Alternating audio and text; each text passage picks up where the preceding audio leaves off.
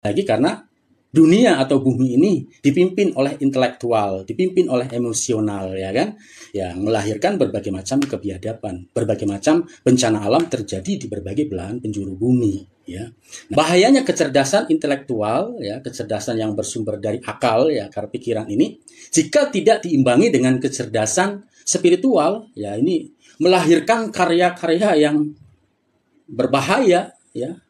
Karya-karya yang sifatnya itu destroyer, merusak, menghancurkan, ya.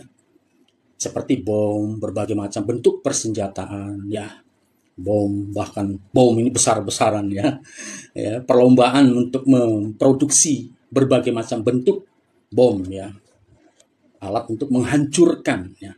Itu hasil karya dari kecerdasan intelektual, kecerdasan akal pikiran yang tidak diimbangi dengan kecerdasan spiritual, yaitu bersifat merusak.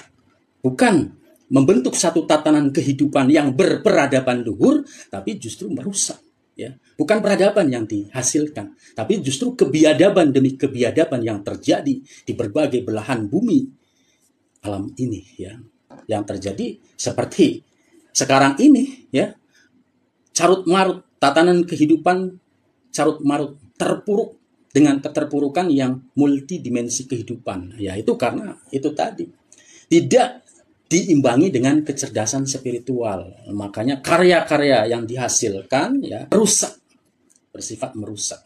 Ya, tidak semuanya sih, memang tidak semuanya hasil karyanya itu merusak. Banyak juga yang bersifat bermanfaat, bersifat positif, banyak juga gitu kan.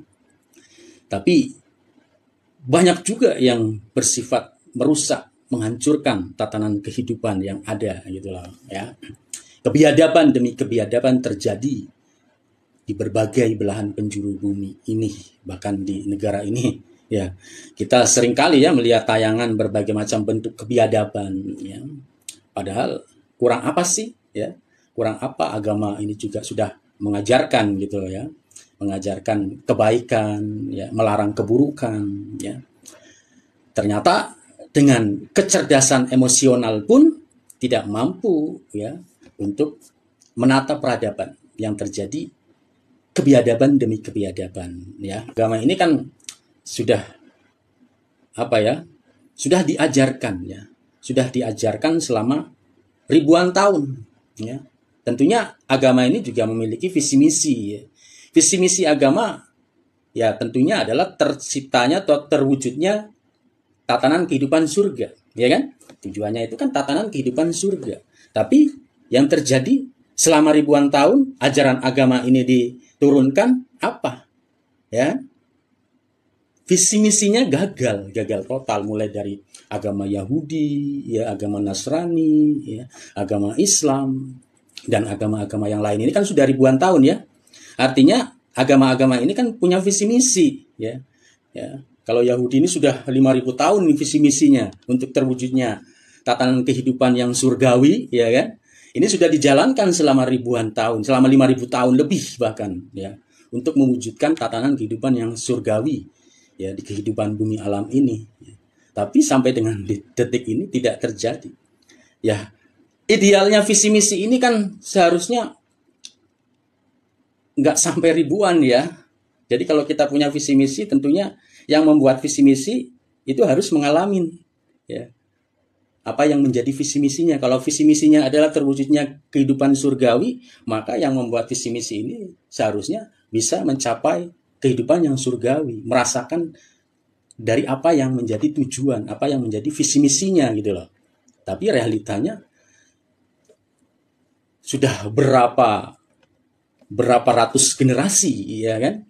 Sudah berganti berapa ratus generasi, peradaban surga tidak pernah terwujud juga, ya kan? Ini dari berbagai ranah emosional, ya.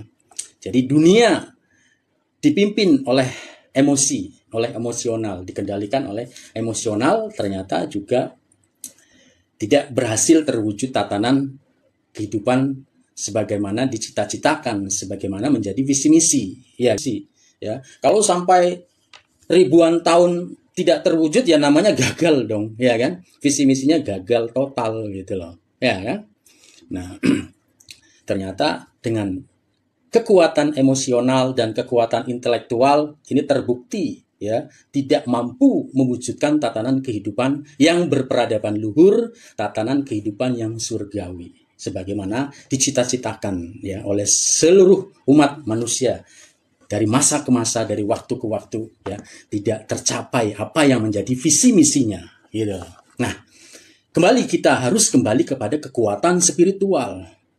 Bangsa Nusantara ini akan menjadi bangsa yang besar jika kembali pada kekuatan spiritualnya ya. Karena dari berbagai sisi bangsa ini kalah, apalagi dari teknologinya ya kan, kalah dari berbagai sisi.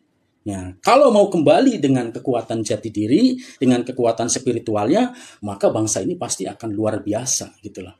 Karena dengan kecerdasan spiritual ini pasti akan melahirkan berbagai karya yang sangat luar biasa.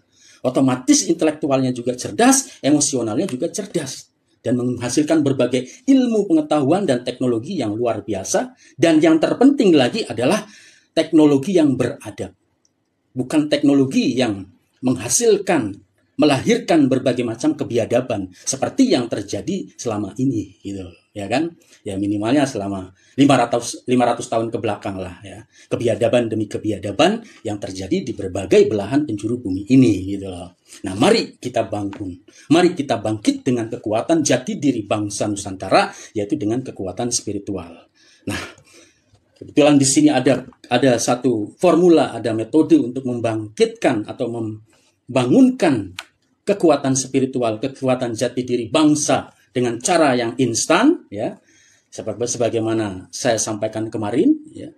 Nah, ini kesempatan yang sangat luar biasa sekali yaitu dengan keilmuan Sah Bandar Karimadi ya.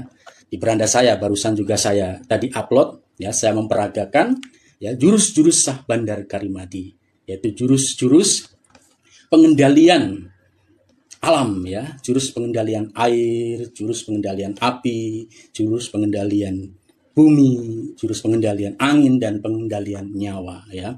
Jurus-jurus ini betul-betul sangat luar biasa sekali ya. Jika unsur-unsur alam ini sudah kita senyawakan dengan jurus ini ya otomatis tidak akan terjadi berbagai macam gejolak apalagi bencana alam karena sudah senyawa. Senyawa dengan keinginan kita, sinergi dengan kemauan dan kehendak kita alam ini. Alam damai, tidak menimbulkan berbagai macam gejolak karena kita selaras, karena kita senyawa dengan alam, sinergi dengan alam ya.